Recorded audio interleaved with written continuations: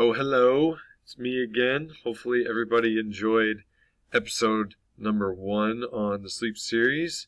Now we'll have an understanding in the fundamental basics of the foundation with sleep and by looking into the sleep cycle, the circadian rhythm, NREM stages 1 and 4.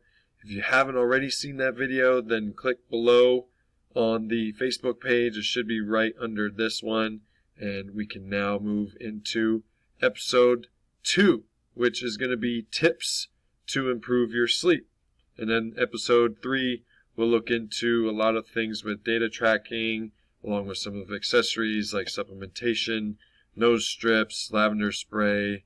And then once we have all that checked off, hopefully we can then all sleep like babies, because that's the goal here. So what I've done in today's episode is gone from 1 through 10, pretty much based on where we start our day and how we can put these tips in throughout the day as it goes on. So, without further ado, first point here is sunlight.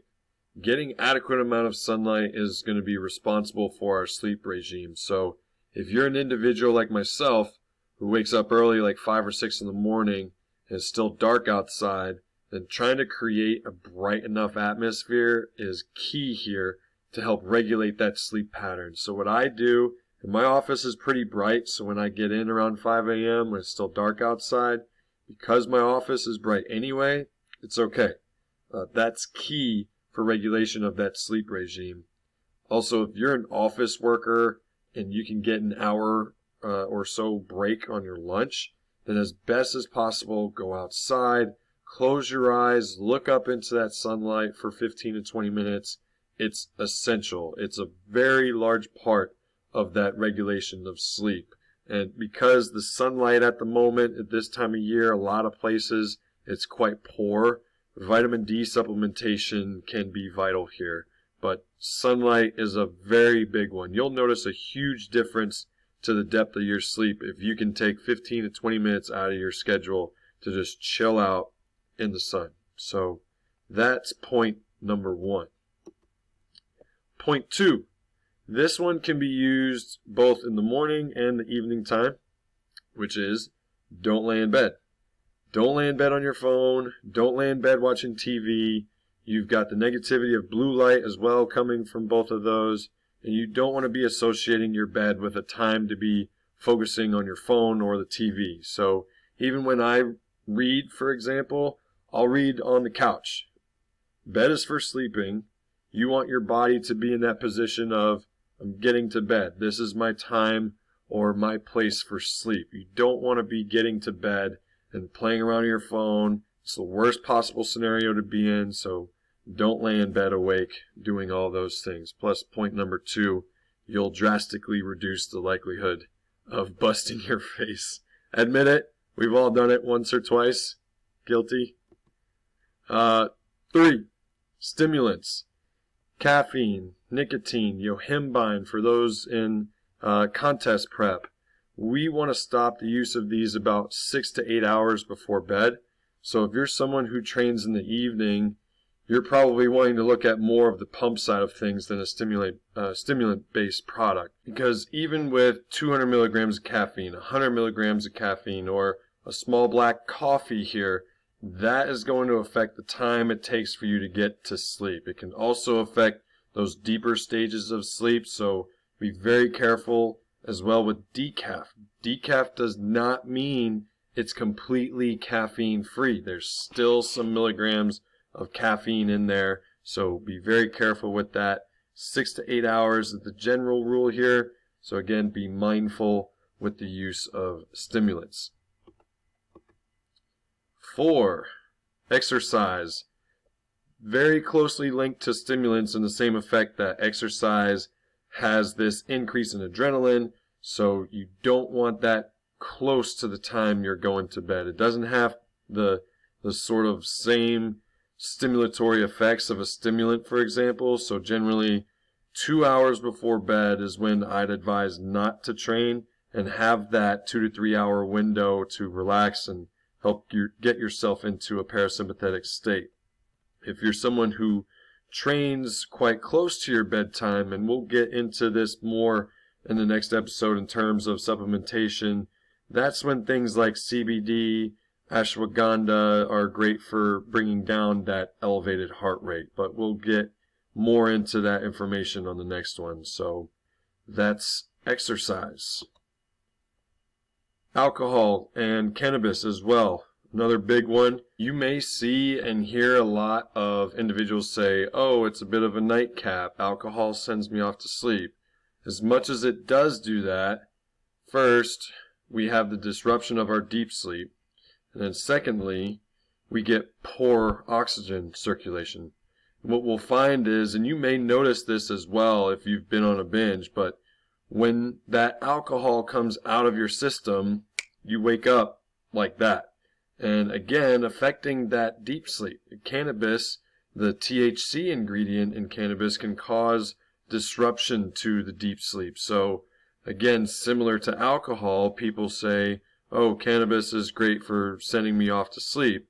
Be very careful with the THC content. This is why CBD is preferred, although there's not a huge amount of scientific information or literature to suggest that CBD increases any depth or quality of sleep.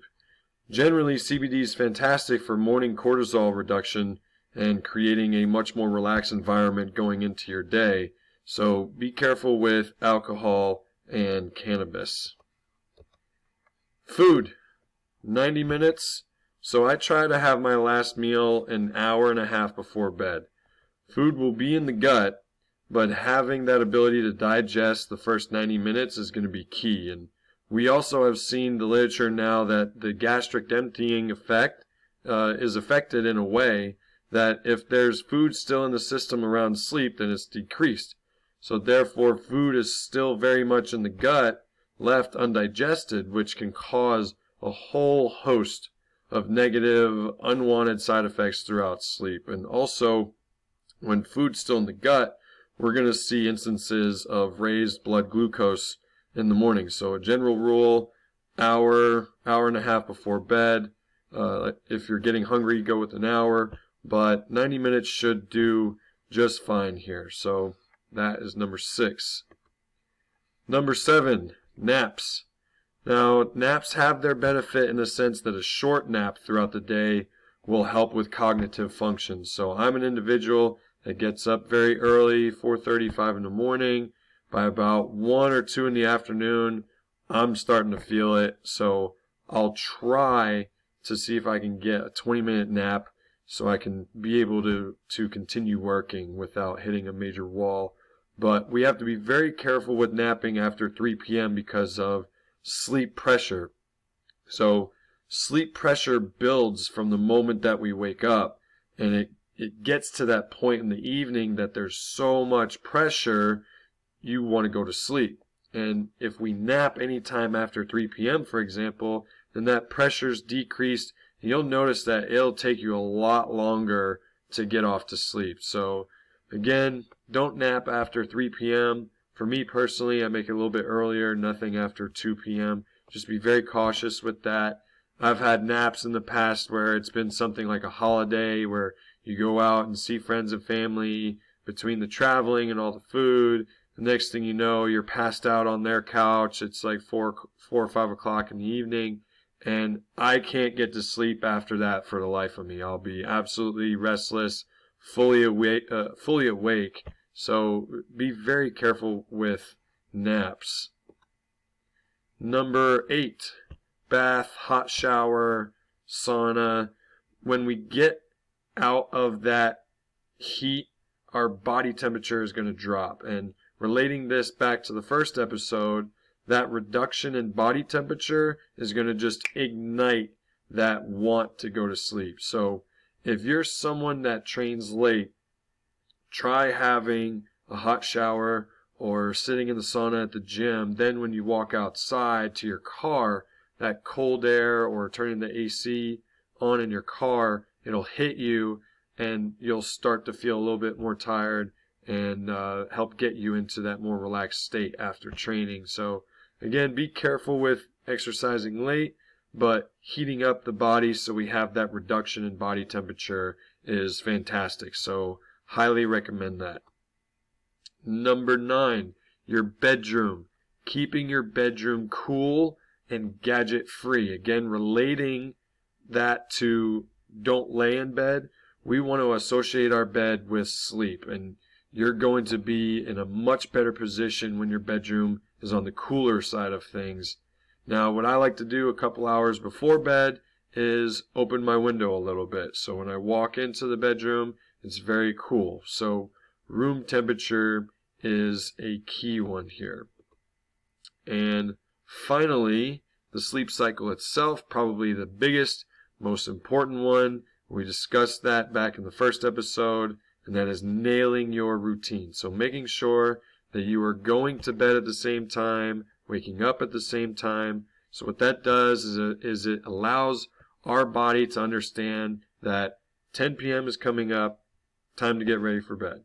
And you'll start to see the effects of that, because at about 8:39, your eyes start to get a little bit heavy. You're in that routine of getting ready for bed. So sleep cycle is massive. It's key. It's why I tell everyone that has sporadic sleep, such as one night being like 9 hours, and then it dips down to 5 hours, and one night maybe 6 after that. What I say to them is, let's shorten those long days of sleeping, 9, 10 plus hours, and have an average of 7. But we want to nail going to bed at the same time, waking up at the same time. So there we have it. Some top tips for improving your sleep. If you have any questions whatsoever on any of these, then just drop a comment on the Facebook page. Keep your eyes peeled for episode 3. We're going to go into data tracking, supplementation, accessories like nasal strips, lavender spray, much more. So there you go. I hope you've enjoyed episode number 2. I hope you all sleep very well this evening. That is all from me. Thank you and good night.